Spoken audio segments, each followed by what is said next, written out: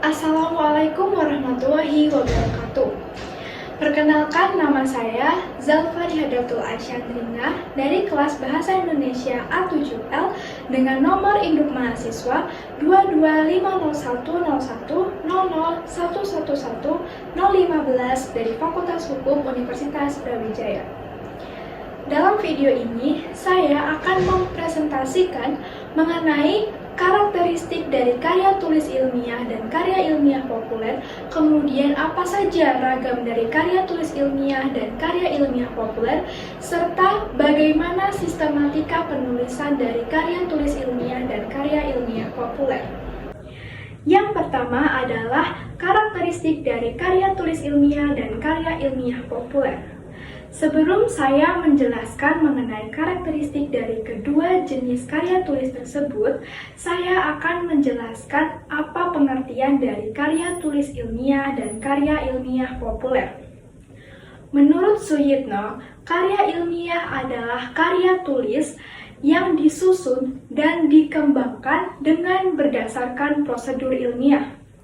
Sedangkan karya ilmiah populer adalah jenis tulisan yang berpegang pada standar ilmiah namun lebih kepada mereduksi kaidah penulisan ilmiah dan menggunakan bahasa yang lebih akrab ataupun lebih dekat dengan masyarakat.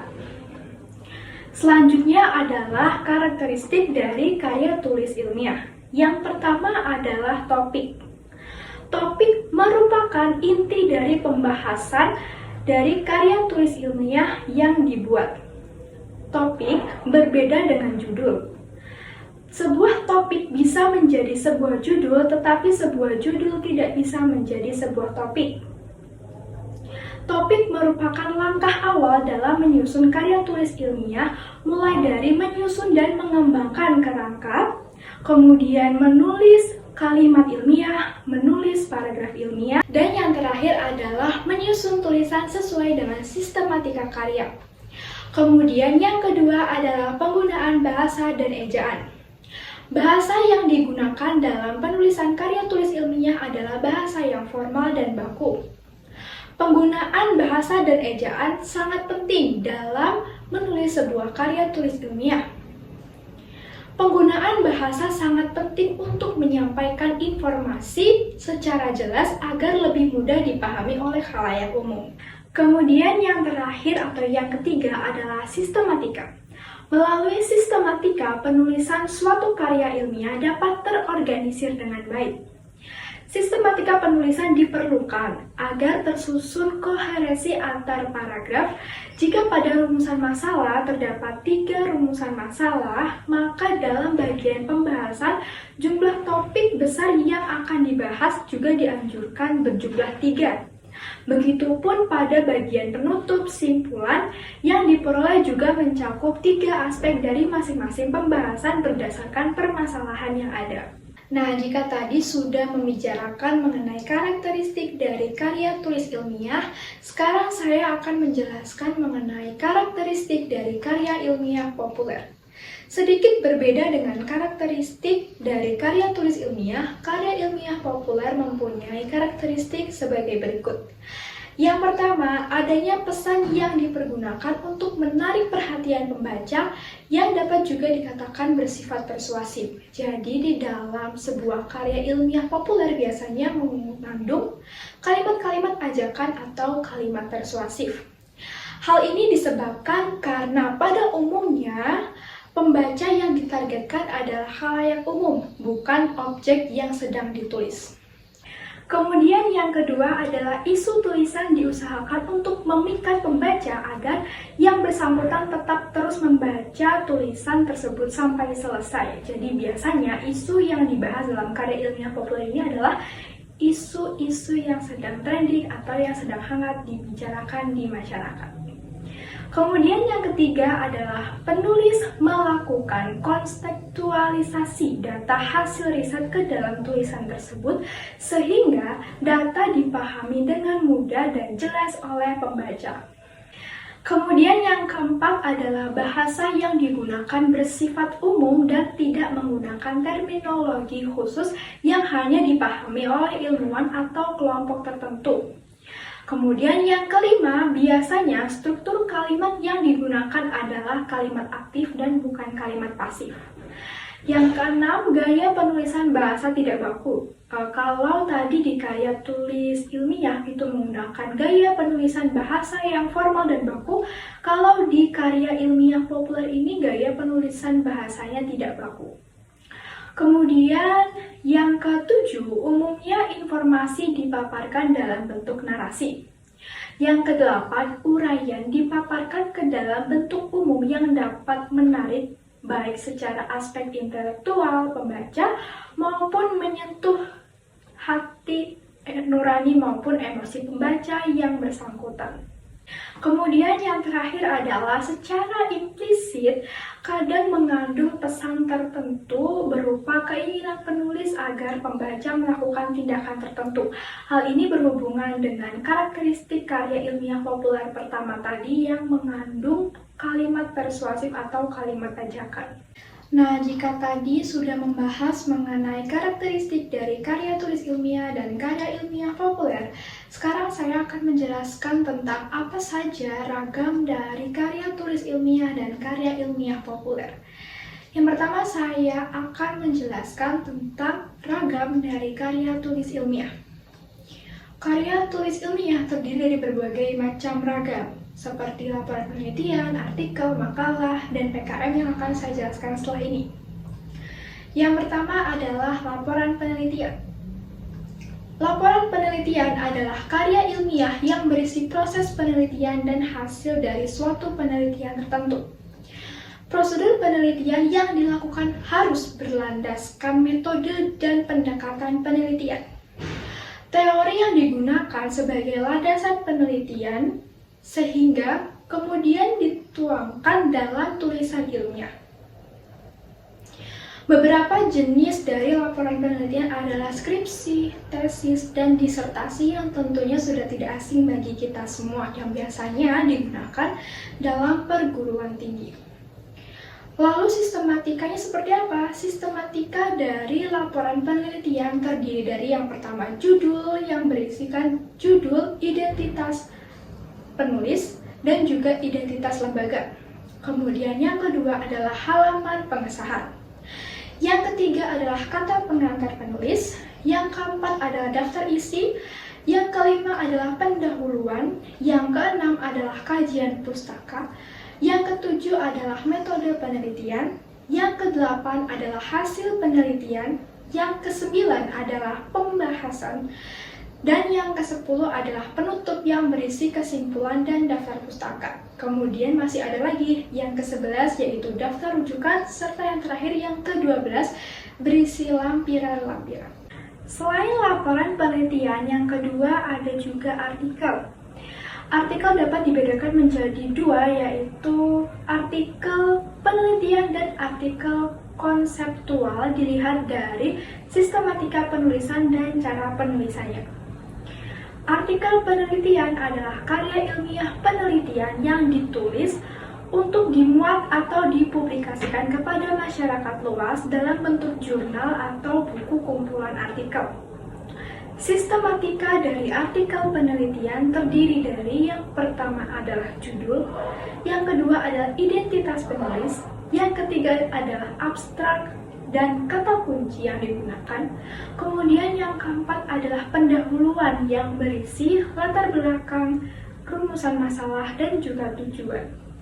Yang kelima adalah metode penelitian yang digunakan.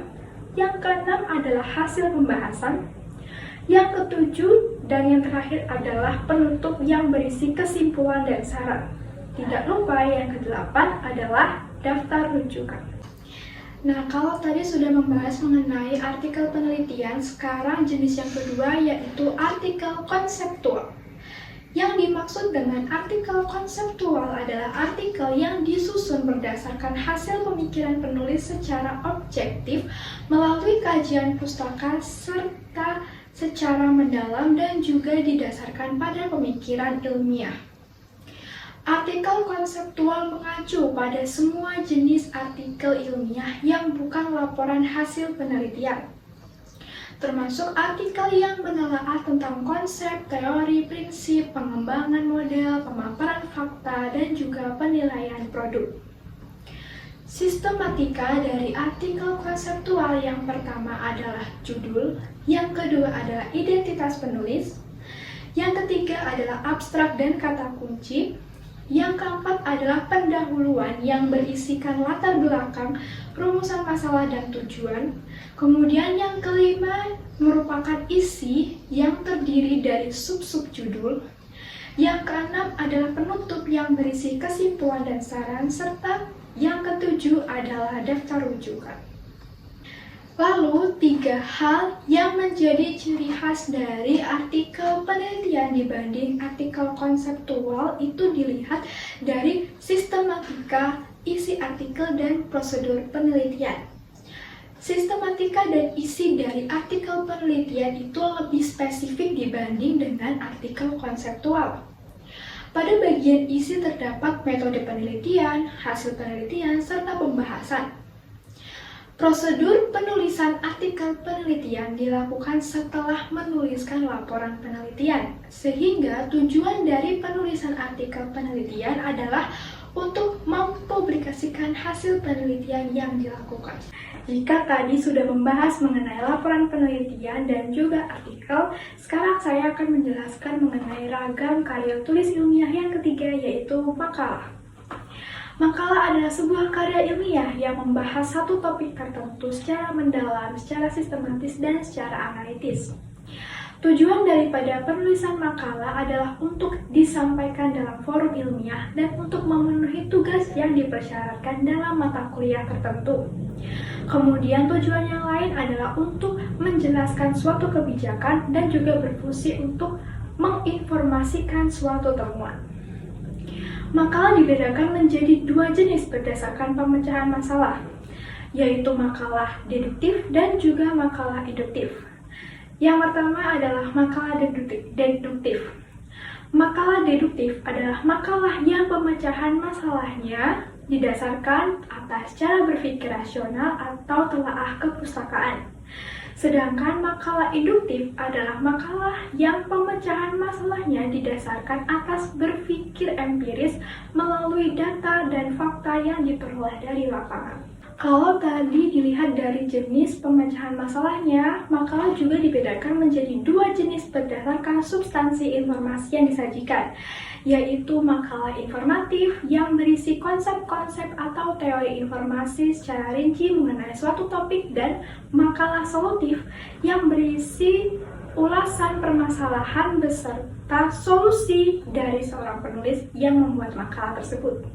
Kemudian sistematika dari penulisan makalah terdiri dari yang pertama adalah judul, yang kedua adalah identitas penulis, yang ketiga adalah pendahuluan yang berisi latar belakang penulisan dan fokus pembahasan, yang keempat adalah pembahasan, dan yang kelima adalah penutup yang berisikan kesimpulan dan saran.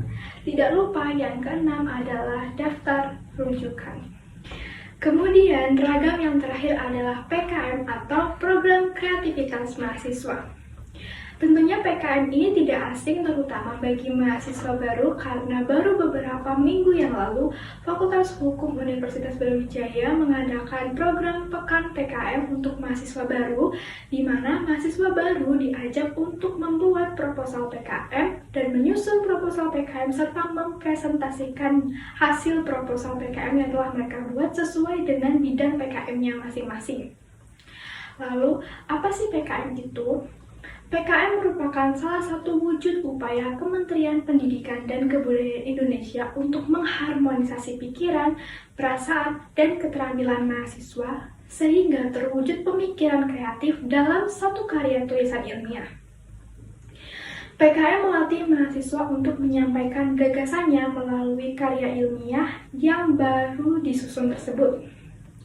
Berdasarkan buku Pedoman PKM tahun 2020, PKM dikelompokkan menjadi 3, yaitu yang pertama PKM 5 bidang terdiri dari PKMP atau penelitian, PKMM atau pengabdian kepada masyarakat, PKMK atau kewirausahaan, PKMT atau penerapan teknologi, dan PKMKC atau Karsa Cipta.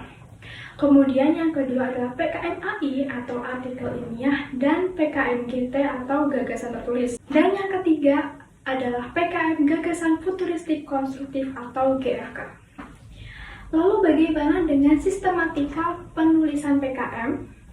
Secara garis besar, sistematika penulisan proposal PKM penelitian terdiri dari yang pertama adalah sampul, yang kedua adalah daftar isi, yang ketiga adalah bagian pendahuluan, yang keempat adalah bagian tinjauan pustaka, yang kelima adalah bagian metode penelitian atau metode pelaksana, dan yang keenam adalah bagian jadwal penelitian serta anggaran biaya.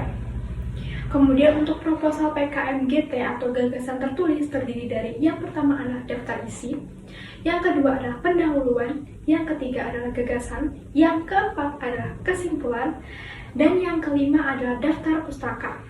Sedangkan untuk proposal PKM-GFK atau gagasan futuristik konstruktif terdiri dari yang pertama jadwal kegiatan, yang kedua tautan video YouTube, yang ketiga adalah sinopsis dari konten, dan yang keempat adalah lampiran. Nah, tadi saya sudah menjelaskan mengenai ragam dari karya tulis ilmiah. Ada laporan penelitian, artikel, kemudian makalah, dan juga PKM. Sekarang saya akan menjelaskan mengenai ragam karya ilmiah populer.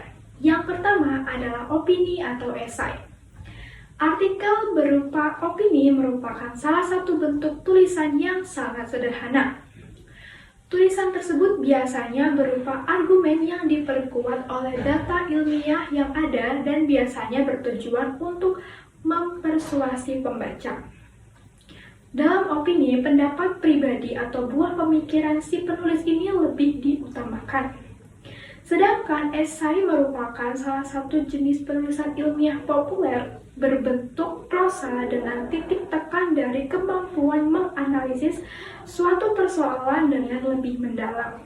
Dalam dunia jurnalistik, seorang penulis esai dituntut untuk memiliki pengetahuan yang luas dan juga mendalam mengenai hal yang akan dibahas karena esai sendiri merupakan artikel yang dalam menganalisis tetaplah harus mengambil sudut pandang beberapa disiplin ilmu. Kemudian yang kedua adalah resensi. Resensi merupakan salah satu penilaian berisikan ulasan secara singkat dan juga detail mengenai isi dari suatu buku. Tujuan dari penulisan resensi yaitu untuk mengetahui kualitas suatu buku dengan melihat dari sisi kelebihan dan juga kekurangan buku tersebut. Untuk memberikan informasi secara ringkas kepada pembaca mengenai isi suatu buku dan juga untuk mengetahui latar belakang suatu buku yang diterbitkan. Kemudian bagaimana sih struktur penulisan dalam suatu resensi itu? Nah, jadi suatu resensi itu terdiri dari yang pertama adalah identitas buku pastinya. Kemudian yang kedua adalah orientasi, yang ketiga sinopsis, yang keempat analisis, dan yang kelima adalah penilaian. Resensi dibagi menjadi ke dalam 3 jenis, yaitu yang pertama adalah resensi informatif, yaitu resensi yang diinformasikan dengan singkat dan menyeluruh dari keseluruhan isi novel. Kemudian yang kedua adalah resensi deskriptif, yaitu resensi yang mengulas secara terperinci pada tiap bagian ataupun tiap babnya. Dan yang ketiga adalah resensi kritis, yaitu resensi yang membahas secara terperinci dengan menggunakan suatu metodologi ilmu pengetahuan tertentu. Dan ragam yang terakhir yang dimiliki oleh karya ilmiah populer adalah ringkasan. Ringkasan merupakan salah satu tulisan yang memiliki tujuan untuk menyajikan tulisan yang panjang menjadi lebih singkat tanpa mengubah gagasan asli penulis, dengan tetap memperhatikan urutan, isi, maupun sudut pandang dari penulis. Menurut Kraft, ada beberapa langkah nih yang dapat digunakan untuk membuat ringkasan. Langkah yang pertama adalah membaca naskah tulisan beberapa kali hingga si penulis paham mengenai isi dari tulisan tersebut serta untuk mengetahui gagasan dari sudut pandang penulis. Kemudian yang kedua adalah mencatat gagasan terpenting dari teks tersebut dengan cara mengurutkannya. Kemudian yang ketiga, sebenarnya setelah melalui tahap pertama dan tahap kedua, seorang penulis itu bisa langsung membuat sebuah ringkasan. Penulis tinggal menyusun kalimat baru dengan merangkaikan gagasan ke dalam suatu wacana secara singkat, akan tetapi tetap dapat menggambarkan kembali isi dari teks asli. Kemudian yang keempat adalah membaca dan menyunting kembali ringkasan yang telah dibuat agar lebih dapat dipahami oleh pembaca dan memastikan kembali bahwa gagasan dari ringkasan tersebut sama dengan naskah asli tulisan yang diringkas. Nah, tadi sudah membahas mengenai karakteristik, kemudian juga ragam dari karya tulis ilmiah dan karya ilmiah populer. Sekarang saya akan menerangkan mengenai sistematika penulisan karya tulis ilmiah dan karya ilmiah populer. Yang pertama saya akan menjelaskan mengenai karya tulis ilmiah terlebih dahulu. Jadi dalam karya tulis ilmiah, sistematika penulisannya adalah terdiri dari yang pertama yaitu bab 1 atau pendahuluan yang terdiri dari latar belakang masalah, rumusan masalah, tujuan penelitian, dan juga manfaat penelitian. Kemudian yang kedua yaitu bab kedua yang berisikan kerangka teori, yang berisi landasan teori dan juga hipotesis penelitian. Kemudian bab 3 metode penelitian berisikan jenis penelitian, definisi konsep dan operasional variabel, populasi dan sampel penelitian, serta jenis, sumber, dan teori pengumpulan data. Kemudian ada teknik analisis atau pengujian data.